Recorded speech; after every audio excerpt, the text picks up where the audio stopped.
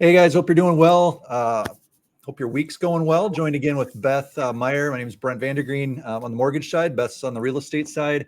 Welcome to the introverted group that we've got here.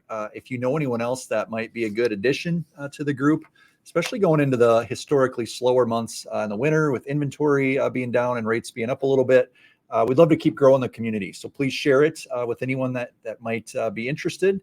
And we'll jump right into it today, Beth. So today's topic, last week we talked about what to do when a listing isn't selling. This week we're going to talk about what to do when a client or a borrower of yours says, Beth, Brent, I think we're just going to wait. We're going to put our search on hold. We're going to keep renting. Rates are too high. There's no houses for sale. We're going to wait for prices to drop and rates to drop, and then we're gonna jump in the market at that point. So, Beth, have you ever heard that before? Dumb Of question. course. And I've got a few things, but anything you would say to that? How common is that on the real estate side right now? Well, I feel like a lot of what's common on my side that I've been seeing is, well, we don't have to buy right now. Mm-hmm. So, and I will love to hear your tips on this because as an introvert and somebody who never wants to be perceived as really salesy or pushy, it is hard sometimes for me to come up with the right words to combat because it is not my money, it is their money. And how do I portray that I really have their best interest in mind? So I can't wait to hear what you say. Well, I think the biggest thing is we never want to push anybody or trick them into manipulate them into making a decision that's not right for them, right? So, and I think you hit it on the head. A lot of us as introverts, we don't want to appear pushy by any means, but there's a lot of data and numbers and some services that point this out that show why I think you and I both believe home ownership is a good thing. Whenever you can get to that point of buying a home, it's usually a good financial decision. So the one service that I would recommend on the loan officer side, if you're not a part of MBS Highway, which is Barry Habib, lenders listening to this probably have heard of it before. But that service is very good insight on what's going on with interest rates and some of the trends with housing.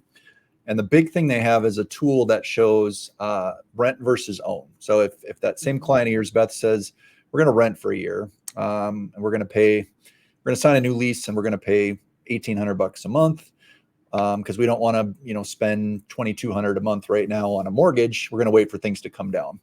Very generic, typical example. We can run that scenario and we can show them if home values continue to appreciate at the forecast that they're supposed to, and you keep renting at the number you are, you're going to have things to look at, like what the home price might be a year down the road. Because if homes keep appreciating in value, that $300,000 home might be 305 or 315 or something down the road, right?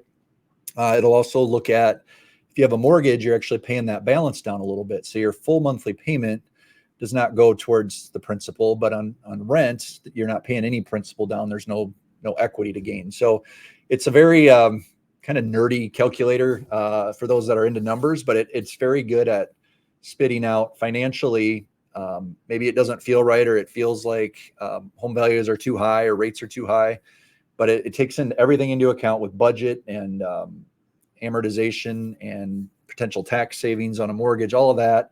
And it's just very black and white on, does it make sense for me, or does it really make sense to just continue to rent? And I would say both you and I are the same, where if it really makes sense to keep renting or to stay in the home that they're in, we're probably not going to tell them otherwise. We're going to agree with them. But I think sometimes we just take that at face value and we're like, yeah, you're right. Why would anyone want to buy right now? Rates are high, inventory is low, prices are too high. Just wait. Well, the reality is it might actually look a lot different a year down the road. And the only other thing I'd add to that is we know that home values continue to appreciate year over year. It's not a consistent thing. It's more of a roller coaster. But we know in general values are continuing to go up. So, Beth, if there's a lot of people on the sidelines and they're going to wait for rates to come down, what do we think is going to happen when those rates do come down, say in 6 months, 9 months, a year? What's going to happen to the pool of buyers? Yeah, well, obviously it's going to grow, and then with growth comes competition. Exactly.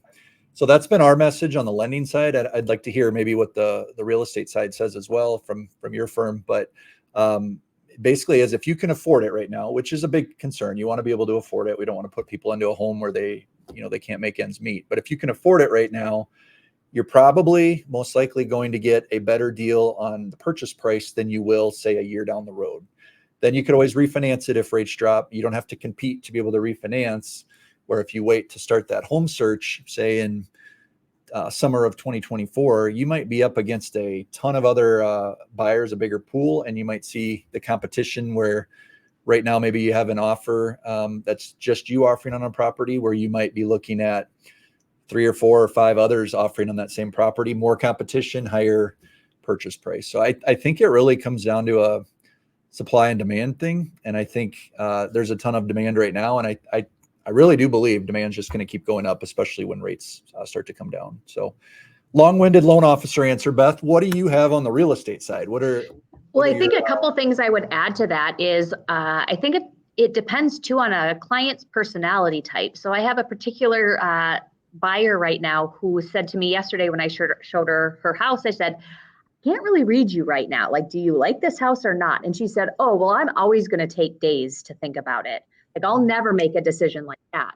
Well, this is the market for her then, because I can show her a house on a Tuesday and she not make a decision until a Saturday, and likely the house will still be available. But just like you said, if we get back into a more competitive market and more buyers join the pool, all of a sudden she will be pressured to become someone outside of herself and make decisions that she's not comfortable with. So she holds a lot of power in staying true to who she is if she's a thinker in this market. The other thing I love that you said was just that program that you have to show them, does it make sense to rent or buy? It's very similar to what we talked about on when you have a listing that's not selling. It's providing them statistics and facts. Then they can make the decision from there. But those are things that buyers don't know, because they don't know how to understand or put together whether it makes sense. They just in their mind are assuming it doesn't. So actual like pen and paper, black and white facts, I think is very, very helpful.